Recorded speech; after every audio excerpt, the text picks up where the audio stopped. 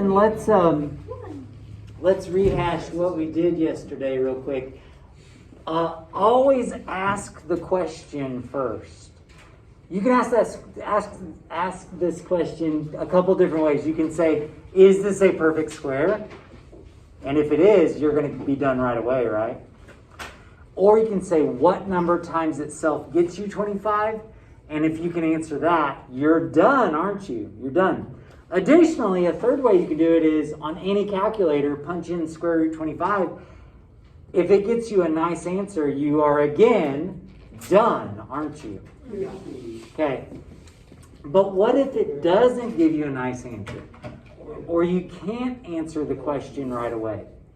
Well, it turns out it could still simplify because there might be some perfect square factors inside. Sammy, I'm reviewing. I'd like for you to listen to it. I think it might benefit. I mean, I could be wrong, but okay. So 24, you can break it down however you want. You can make a factor tree. What's nice is if you do a factor tree, you might spy some perfect squares in there, and when you do that, you can just take them out right away if you'd like. If you don't see any perfect squares, then you may want to factor it all the way down. And it turns out another strategy is to look for pairs of factors. Anytime you have a pair of factors, one comes out. You guys with me on that? The reason why is because if you have a pair of factors, they actually multiply together to make a perfect square. But if you just want to know, if I have a pair, it comes out, that's good enough. What happens to the stuff that's left behind? They multiply together, yeah. So things get a little bit weird maybe when you have variables, don't they? With variables, you can expand them out, or you can realize that variables are perfect squares whenever they have an even exponent. Did you guys catch that on the handout? Once you realize, did any of you see a pattern and then you were able to get a bunch done really quick? It turns out if you've got an even exponent, it's a perfect square. It just cuts them in half, doesn't it? See how y to the 6 becomes y to the 3rd? You could also write them out and circle the pairs. Now with c to the 3rd, you could write it out, circle the pairs, right, and bring it out. Or you could do something, a strategy like this.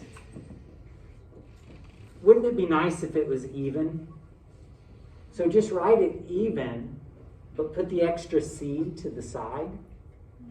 Well, now, what does this become? C to the 3rd. What's left over? Let's see. So you can do it that way as well. It's another strategy. So do you guys want to stop right now and finish that handout? Or do you want to go on? Do we need to go over these right here? We can finish. We need to go over these? Okay, yeah. Oh, yeah, they're on the Let's do it then. Let's do it. So, excuse me. One thing that I really want you to be comfortable with is that, is that multiplication and division are really closely related to radicals. So what you can do is, if you've got the square root of a fraction, you can simplify each one separately. You guys see that? That's legal. That's allowed. So it makes a problem like this pretty swell. Because you can just think of this as square root of 9, which is what? 3. Over square root of 16, which is what? 4. Oh yeah. Isn't that nice? The long story is you're splitting it up into square root 9 over square root 16. Which you can do because it's division. So, ladies and gentlemen, what would our next one be? 5 over 6. 5 over 6. Now we kind of lucked out, right? Because those were perfect squares, weren't they? 25 was a perfect square, 36 was a perfect square. Well, and then this next one, So basically, you get to evaluate the square roots of each one, don't you? Each factor. What's the square root of 81?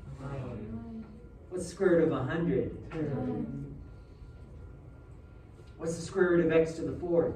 X to the second. X squared, very good. And what's the square root of y to the sixth? Y cubed. Boom.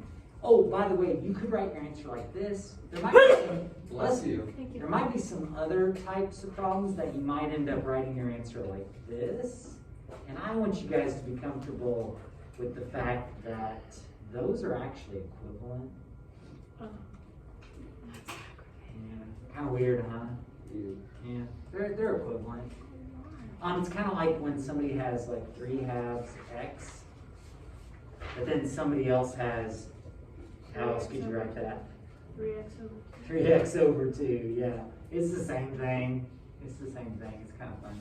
What type of thing? Okay. Well, is that enough to get you through that handout?